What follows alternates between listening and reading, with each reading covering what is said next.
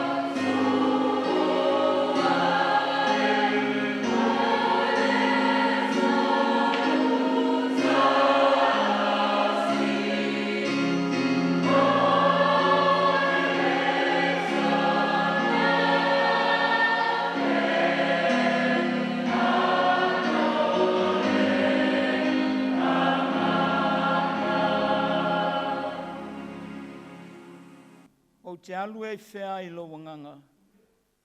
O te sola i whea ai o luma. A whai o te alua i le langi o i ai lava oe. A whai o te whafola so moenga i se oli whauta o i ai lava oe. A whai moa ua pāu o le tae au, ma o nofo i le tulu inga o le sami. E tai mai a te au i lea lava mea e lo au. Tātou talo mo le anganga paia. Tātou i fōma te talo. Le atua whaafufonga te talo e. Ua whaatalitali atu lo mātou matima i la le anganga. Ina se e whaatumuina i mātou uma e le mana o lo anganga paia. Mātou te langi ai lo vi inga, maosi le taulanga. Ia maalia i lau whaafonga. E ala atu la mātou wala au, i le suafa mamalo Iesu le li whaola.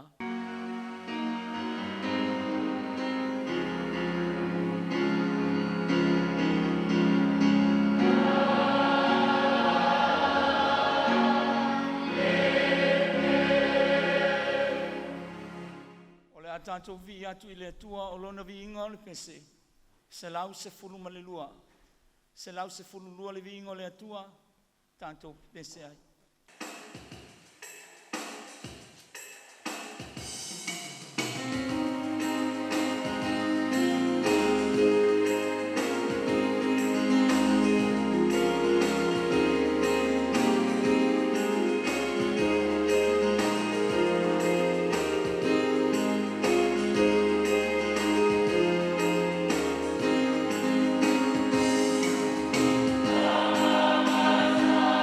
Yeah.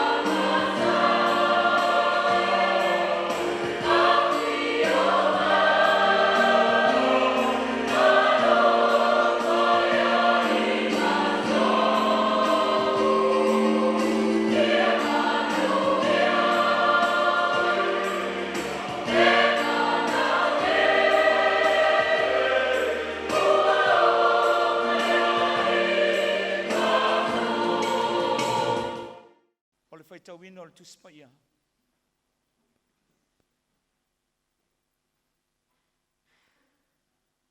Mai le whenga inga tuai, tusa le whasinonga le tusfaita waso le kalesia.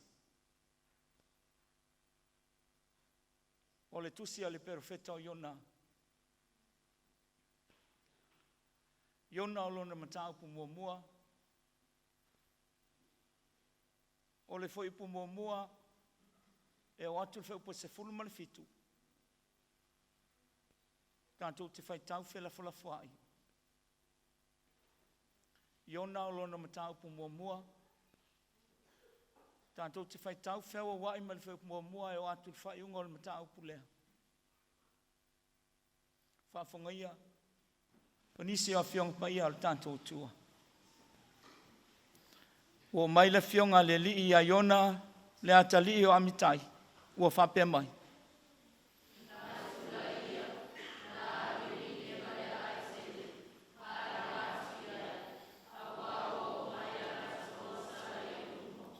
Aua tula Iona e sola I tā sesa I lumo le li. Walu I foi o ia I opa. Mana maua le waa a alu I tā sesa. O na matua I le ia o le tutongi. Ma alu I foi ai. E o mai la tau I tā sesa ai lumo le li.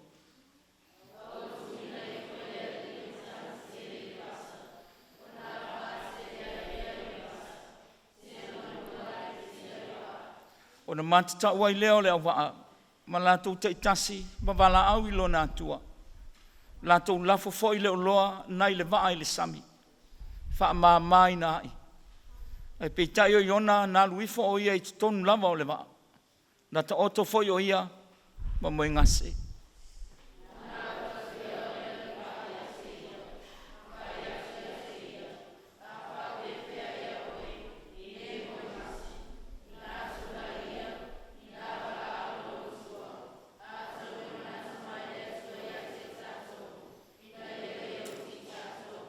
La tau fitau tala I lea. I nau maia, se I tātou whaia le vili. I tātou I loa po ai, wo o mai ai le nei mala ia te I tātou. Na la tau whaia leo le vili. Wa whaasanga foi le vili a Iona.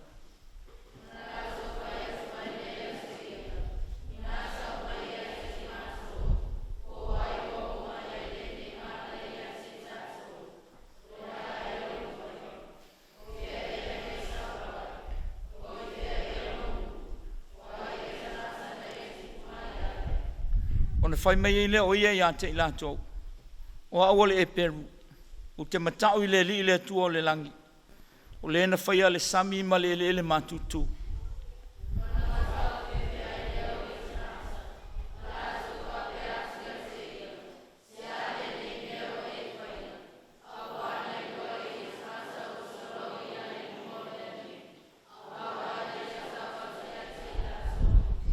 Lātou whaia tua I lea ia te ia. Sia se mea mātou te whaia ia te oe. Ne ia malua le sami mo I mātou. Wa ua tupu pēa le sou o le vasa.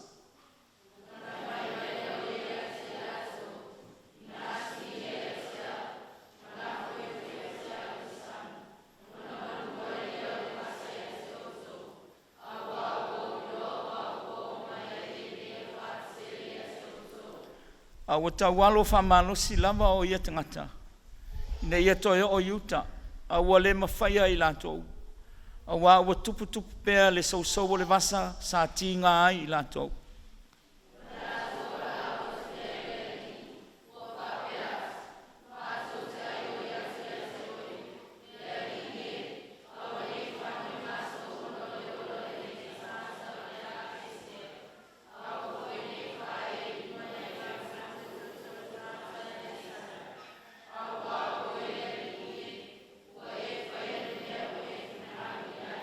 Na rātou si ia I leo ia Iona, ma lafo ia te ia le sami. O na mawai I leo le sou o le sami.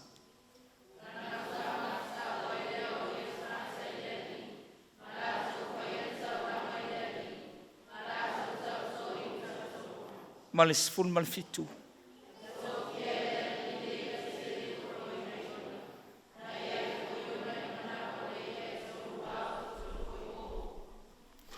tusfifidia mai le whenga ngifou.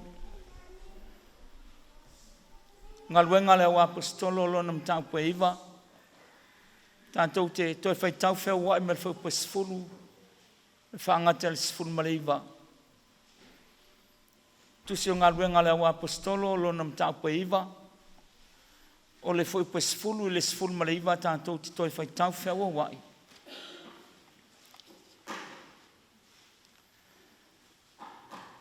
Sai tamaseko le tasi soo o ana nia lingoa.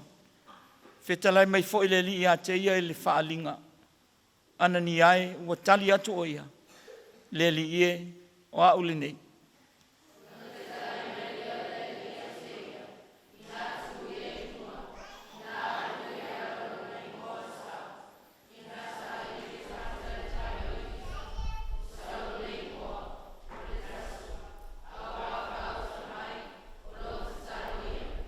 Ua nei loa atu fo i le whaalinga le tangata o ana nia le ingoa. Lo ulu whale atu. Ma whae elo na lima i o na lunga ina ia toi vaai o ia.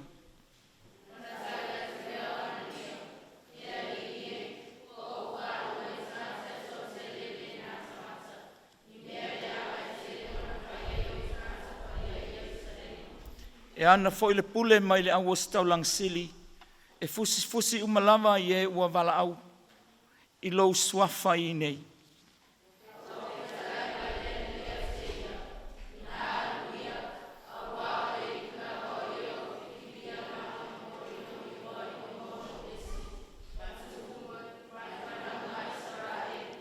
A wao te whailo atu ia te ia mea e tele e tusa o na tinga ai o ia o no lo ingoa.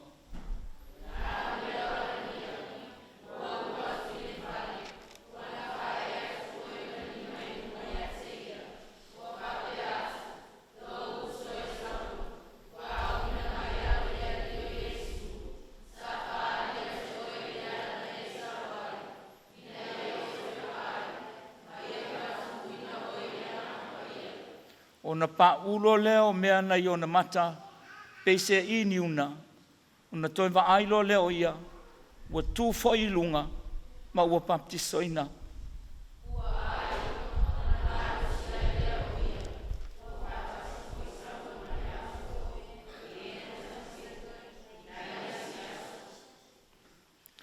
Wha malamalama mai le ngang pa i o le tua.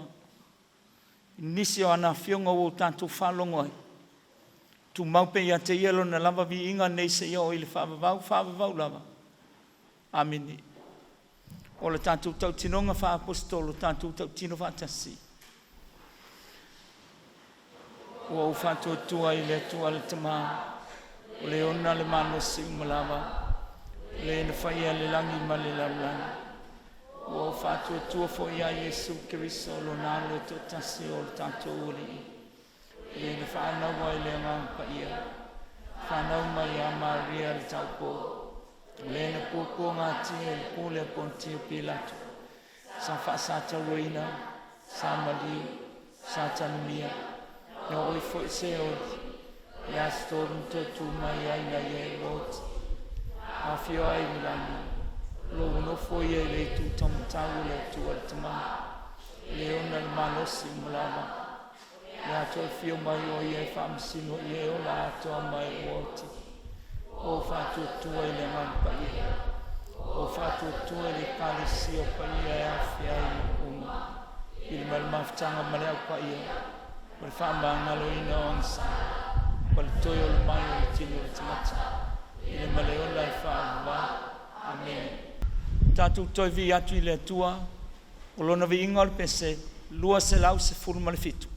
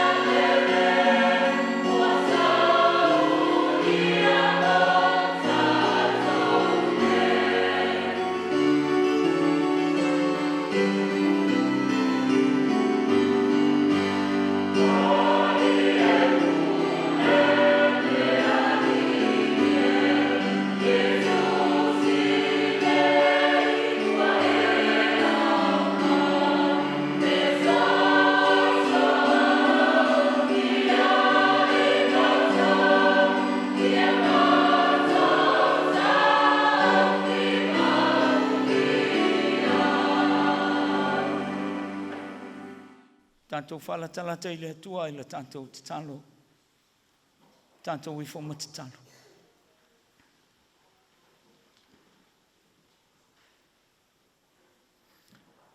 Le atua sili ese. Le tupu o le langi ma le lalolangi.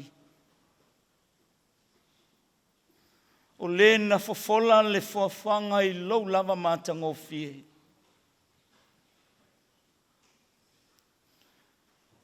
E vi ia la ua fio i le langi. A ua whape nā foi lau i kale sia mo o tangata whātua tua tau mo whai le lalolangi. Ua fia whaapipi i atu mo mātou mauli whale nganga. Se i langi i lo vi inga. A wawa te tau lava i la ua fio. Le whaamanu ma le whanetanga. Ua tala mai e ana nafi. Lau sili ese. A ua whaalia foi le so lau whaamaoni tama. Se alofa ina atele. Le alofa i mawalunga i le mawhai. O no mato wa ina. Le alofa i loloto le atua. E le mawhai foi o no mato mauluina. Ua tele lo walofa. Ua le mawhai lava o no mato tongina. Tauia o le taulanga e whaafetai a e ai o mātou loto mānganga. A wawa e alofangia Samoa. A oai ea le nei atu nuu tama. Ua le mawai ai lo walofa ma lo wanga lelei. Whaafetai le atua i lau pule. Ua manuia ai lo mātou whaasino manga. Ma lo mātou tofi mai a te oe.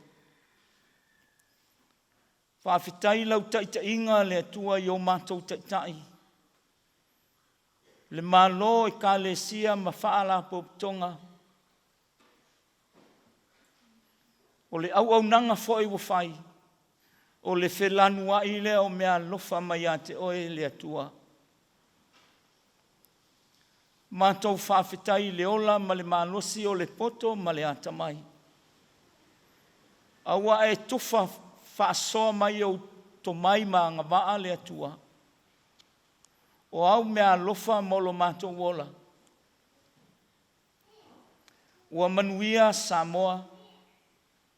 Ua manuia le whenga iai o e kale sia. Ma lau ngā luenga fola o le tala lelei. Mātou whaafetai fo'i le atua. O no le alo lofa ma le anga lelei. O malo ma whaala poptonga i atu nua mamau. Ua whesoa soani i le ati nae o lo mātou watunu. Mātou whaafetai le atua i le tapua inga o mātou tamā matina mātutua. A waola lātou te talo o loo manatua ai le whenga iai. O so se whainga luenga Samoa i so se tafa. Ma so se matafa ioi. Whaafetai le atua i puna oa o lo mātou sio manga. Ua tua iai lo mātou wola. Mātou whaafetai le atua. Ono aua fionga pa ia. A mātou whai tau iai. Peise i wa e o mai ia i mātou. I tala o lo walofa. Whaafetai lo wanganga pa ia o lo mātou malosi. Se anoa lea. Mātou te le mawhai alama se metasi. A o la mātou whaafetai e sili le tua. Ina ua e fo ina mai lo lama lo pele toa tasi. Ua na seu le toa saa. A wawa e whai mapulu vanga o le tangata ang sala I le vā ma laua fio. Pale ia laua fio le atua I le viinga, le whamanu ma le whanetanga, e o lava I le whamavau. Mātou whātu ese.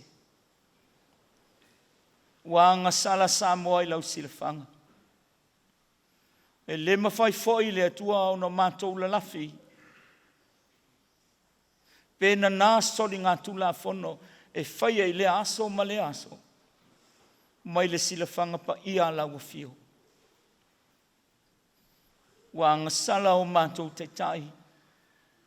Le malo mai ka le sia ma so se whala poptonga. Wanga sala foi le pule I tonu o mātou nuu mawhioanga. O au lotu ma o mātou ainga. Wanga sala lava I mātou umai lau silafanga.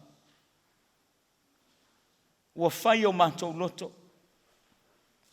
O mātou te ena lau whaasinonga ma lau whaatonu mai lo mātou wola. A wāwa e whoa I mai, ma e tofia I mātou I sosa whaiva. A ua whai lava I lo mātou I loa. Ua mātou tuu foi le awanoi le lio le lalolangi. E mātou te wawa alua I a mātou filifilinga o le loto. Ua afua I lo mātou whesea I le ala. Ta māua le aiso mātou whamaoni. A o a au nanga ma mea ua mātou whaia ua le tonu I lau silafanga. Le atu ai, whamangalo mai Samoa. Mātou wole I lo walofa le li e. A vea ia le toto pa ia o keriso lo mātou whaola. Mā ngalo ai mātou. Whamanuia mai Samoa lo mātou watunuu. Mai lava yo mātou ta māmati nā mātutua. Se ia oina ia mātou whanawiti. Whamanuia o mātou taitai. Whamanuia le whainga māloa Samoa. Whamanuia lana pālemene. Au whenga iei ma lana whono usu. Le nei vai tau. Whamanuia le li e taitai o matanga ruenga. Ma whaala po tonga. Whamanuia taitai o ekalesia ese. Whamanuia taitai o nuu. Whamanuia I au lotu. Whamanuia mai o mātou ainga. Pui Samoa mai le tele o whaingita. Mātou wholau pēa I le whātua tua I loa lofa. E malua I Samoa. Mātou te talo le li e. A lofangia no whanga o lo tausi aina I o mātou te māmati nā mātutua. E o lava I tonu o ainga. A lofangia I lātou o lo sulwhai so se maotanga se ngasi. O I lātou whoi I to ese. Le atua I au ngā whaasalanga. Ina ia maua I so lātou wa o ina. E toi whoi ai le ola na e whai ai le tangata. A lofangia mātou whanau. I so se whale a onga o le atamai. O le poto salalau, e le ngata o Samoa. A o atu nu e mamau. Anga le lei lau a fio. Ma e whamanuia fo I whanau I kolisi whawhai whiau. E le ngata o Samoa ne. A o le au mawai. I le whaaua wina o lo lato vala wina. I atu nuu e mamau. Whamanuia atu nuu ma whaala potonga. O lo anu lofa maanga le lei mai a Samoa malonati nai. Whamanuia I le pule a li ma whai pule I afio anga ma lalawhanga. Mātou te talo I lau fio. Ma manatua lau whanau pangatia I so se vainga o le lalolangi. Ia o otu ia I o wa lofa, ma wa anga lilihi. A mātou mawhau ia wa whionga. Talo mātou loto mātou te iloa lo finangalo. O nisi o mātou te talo. Whatasi e male telo te talo i o mātou loto leli i e. Ia whai alawa lo finangalo e awa lo mātou whatau anau. Mātou wole ala ia Yesu le li whaola. Amen.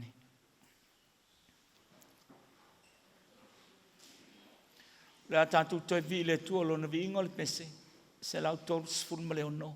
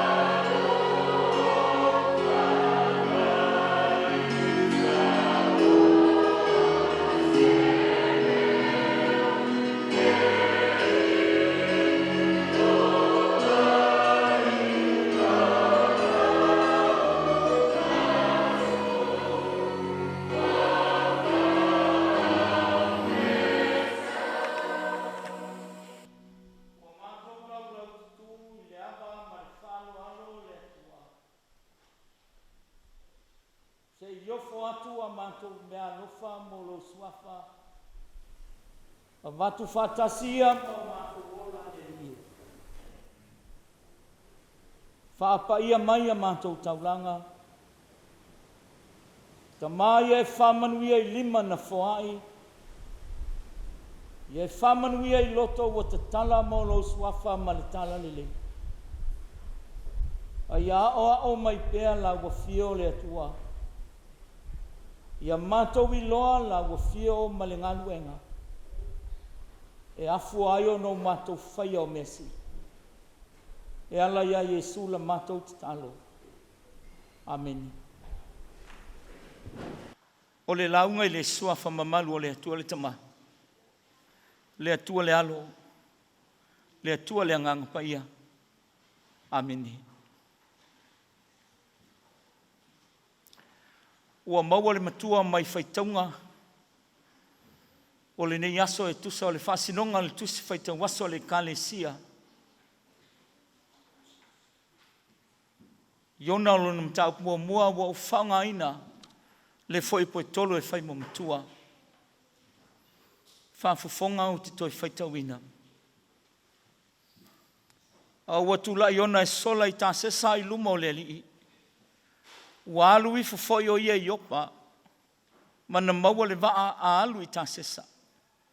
O na watua I le eia o le tutongi. Ma alu I fo iai. E o mai la tau I ta sesa ai luma o le alii. O le autu o le vaiaso le nei le whasinonga le tusi whaitau waso. O le whaatonu malanga a le atua. O le whaatonu malanga a le atua. O le autu o le aso sale nei. Ua whai ma manatu taitai o mawhauwhaunga whale anganga e whapea. Whaatinoina o matawhaioi. Whaatinoina o matawhaioi. So se matawhaioi. So se walau ina foi. E wawa alua whaatasi malona taiana po o lona whaatonunga.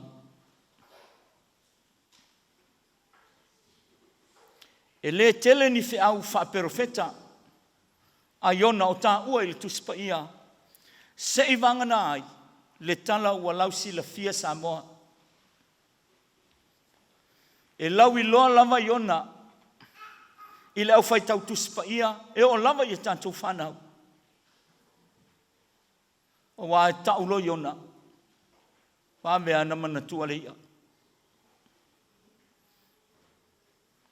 E whaingo fia le whaatonunga iona mai le atua. Tu la ia ina alu ni neva le aitele ma alanga atu iai. A wā ua o mai alato wanga sala I o luma. O le fisili. Ai se ale whaatonunga iona. Se awa tule I le atua iona. E alu ni neva. A sila fia I le atua. O le aile o le file Israelu I le ataimi. Ia lato sawanga sa whaia I le nu o le atua. O loo I loa lava I le tala I le whaingofie. I le whaingofie le vala uino iona. O ni neva o le laumua o Asuria. Le malo sa lato whasa waia Israelu. I le tila mo e fitu lua whaasolo mai ai. I le fitu lua tasi.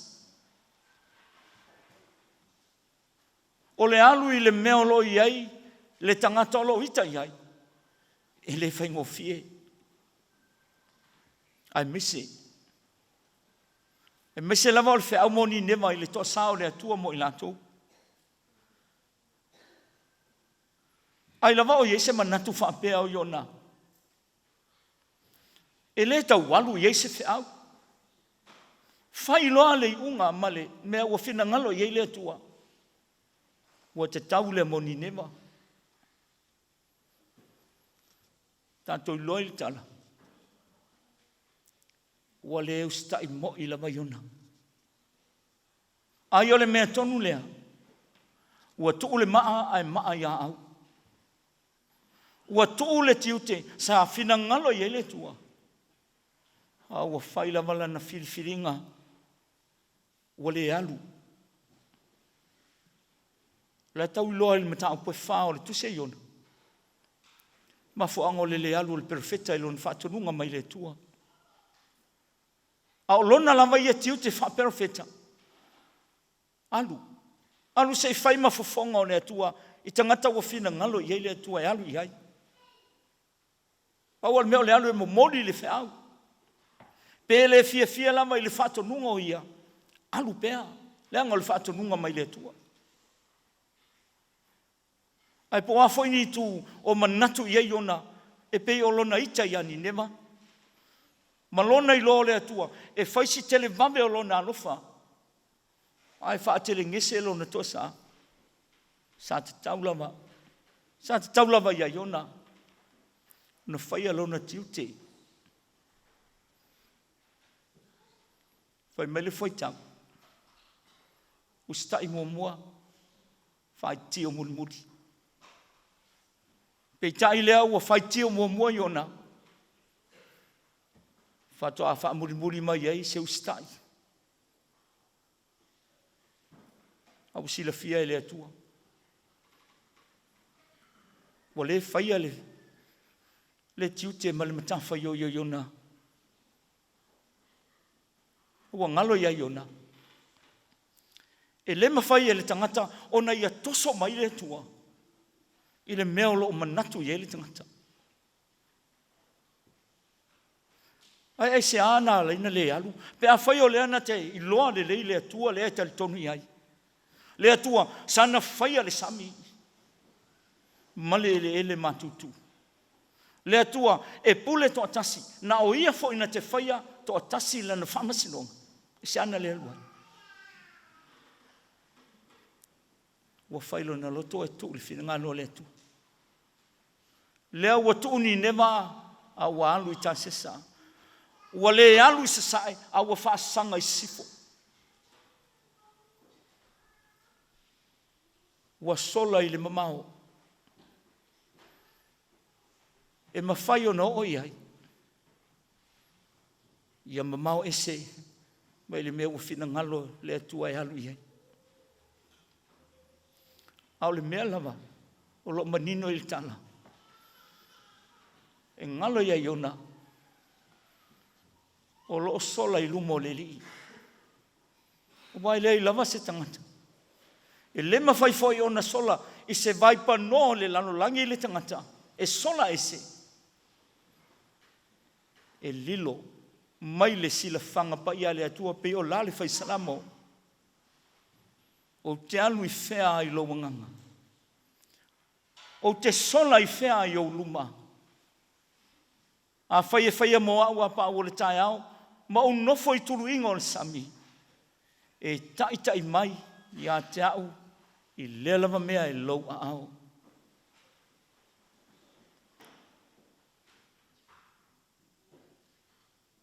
O le sola iona. O lana le whirwhiringa. A o le whirwhiringa le tangata. E leo whane nefu I le langi. O se whai unga ua sili o na se. Ua whaia le perfeta. O loi le tala. O le whirwhiringa ua whaia ma le loa. Tusa pe se whai pea. Pese I o lo whamanatu mai le tala mo tātou Samoa. E te mi tātou te whaia ini whai unga se. Tātou te whaia lava ma le loa. Tātou te tauma whai foi. Ina ia. Tō lava ia I tātou le sao mea uma. Tātou te le popole. Ini afianga o la ngona o isi tangata. Tele foi na tātou filifili e whaatino tātou tiute I ala se. Ai soli vai le mea o whina ngalo I le tua. o se anga ua le whaaloalo le mea ua whaia le perofeta. A wafoi, o loo I manino le leile tala. Walu lava iona malona lotu tele, na te talia ina I le oti, e sili atu lea. Nai loo le alu e whai le whaatonunga le atua. Pe tai uina sola iona. Uina le whaia lona tiuti. Tātou te whawheteia le alofa la vea I o le atua I lana au auna. O lo manino le tala e lua lava au wana. Na whaalia I le alofa o le atua I aiona. Mua. Matangi te tele I lunga o le masa. A tau whai le wa inga lea. I le au waa whaatasi e mai ona. O na mawhaile na tātou whapea. O le vavao le atua. O le vavao le atua. Ina ua ngau pule le tangata. I le pule sili a le langi. Lona lua. Saunia le atua le ia te le. E pese I ua tanu ola I ona I le manava o le sami. Mo aso e tolu. A o le ala ua saunia I le atua. Ua whaasao I le atua le tangata. Ina ia toi foi lava. Whaia le mea ua finangalo le atua. Whailo na mata whaioi. Whatau nuulo na tute mai le atua. A o le la foi na o iona I le sami. Pese I o lo whapea malitara. O lo la foi a o lo wha le atua. Finangalo le atua ia toi fua tai se tai au fau. Mo le tangata ua sola ese. Mai ona tiute ua te tau na whai. Wa esi la fia Saulo. Le farisaio. Le tangata sailonga lo na whasa wai le au kerisiano. Le lua I kalesia. Whaatitele ia sawanga. I le au kerisiano I Yerusalema. Ina ua mai ala tau ai ngā maa ia se te whano le te akono. Lea ua le ngatalo na mai. I kerisiano I tutono le aipa ia. A ua nau ia sa ili whaatapito. So se kerisiano I whafuato I Yerusalema. Wa aluma le tusi. Whaatanga yo ia isinu. E peo le malanga lea na alu I Tamaseko. So e mai kerisiano I Uteia. Malafo le whatpui. O ila to e watalia le tala le leia Yesu. Ko e sila fia le tala Samoa. Na taia I le malama o Yesu I le hala. Ai lava le whasinonga le atua mo le fia whaanga ina o le tangata.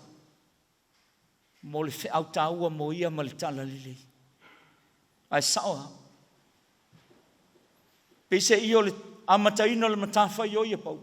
Na amata I le pōngi sao na mata. Ina sa iloa I le pupulo le li. A wa o le pupula le o Keriso. E le toi solo muli ai le tangata.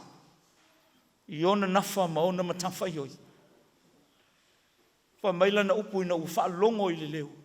Le li e. Se ale me te finangalo I e o te whai. Fitala Yesu tu ilunga.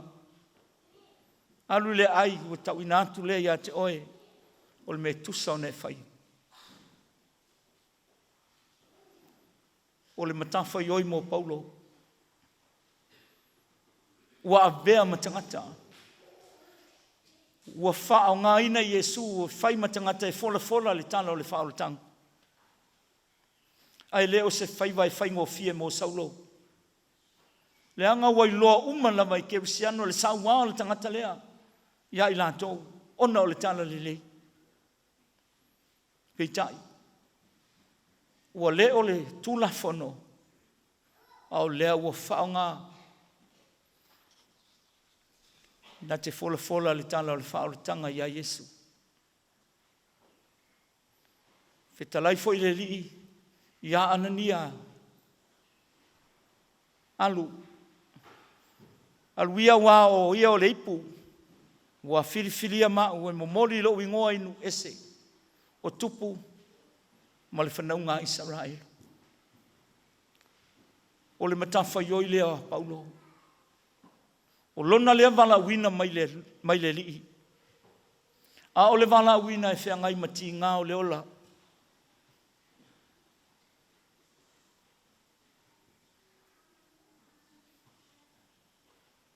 Na uma le ola o Saulo.